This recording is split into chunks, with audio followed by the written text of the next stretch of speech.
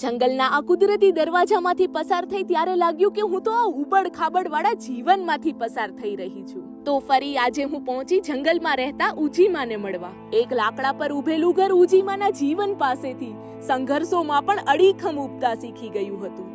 આજે તું ના આવી હોત તો આ ઠંડીમાં કદાચ હું મરી ગઈ હોત. તેમનો અવાજ ઠંડા પવનમાં સૂકા પાંદડાની જેમ ધ્રુજતો હતો. આ બ્લેન્કેટ તેમને કાળજીની હૂંફ આપશે.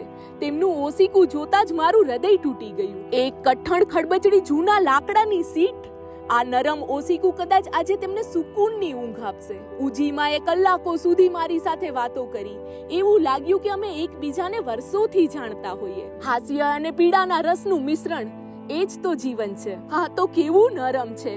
જ્યારે અડીશ ત્યારે તને યાદ કરીશ. છેલ્લી વખત મળી ત્યારે તેમણે સાડી લાવવા કહ્યું હતું.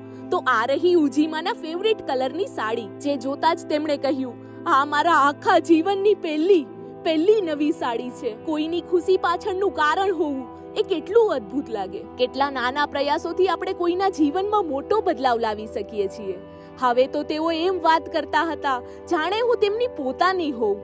મેં પૂછ્યું, દાદીમાં બીજું કંઈ જોઈએ છે? ત્યારે તેમણે કહ્યું કે તું કંઈ ના લાવે તો પણ કંઈ નહીં, પણ તારે મને દર 15 દીએ મળવા આવવાનું. આશાઓનું બંડલ મેં તેમના હાથમાં થમાવ્યું. ત્યારે તેઓ અવાચક થઈ ગયા અને મને ગણવા કહ્યું. મેં હજુ 1000 ગણ્યા. ત્યાં તો દાદીએ કહ્યું, આ તો બહુ જ વધારે છે દીકરી, આટલા તો હું ક્યાં વાપરીશ. મેં હસીને કહ્યું કે તમારા સ્મિતની સરખામણીમાં આ કંઈ જ નથી ઉજીમા. જ્યારે મારા જવાનો સમય આવ્યો ત્યારે તેઓએ હાથ મિલાવીને આવજો કહ્યું અને ઓચિંતાનું તેમને યાદ આવ્યું કે બેટા તું જમી? હું જવાબ આપું તે પહેલા તો તે અંદર જઈને ખીચડી લઈ આવ્યા અને મને તેની સાથે બેસીને ખાવાનો આગ્રહ કર્યો. મેં ક્યારેય ખાધેલા કોઈ પણ ફેન્સી હાઈફાઈ ભોજન કરતા આ વધુ સ્વાદિષ્ટ હતું, કારણ કે તેમાં હૂંફ, કાળજી અને પ્રેમનો સ્વાદ હતો. આપણે આપણી પાસે જે વધારાનું હોય તે કોઈકને આપતા હોઈએ છીએ, પણ ઉજીમાએ પોતાની પાસે રહેલું બધું જ મને આપી દીધું.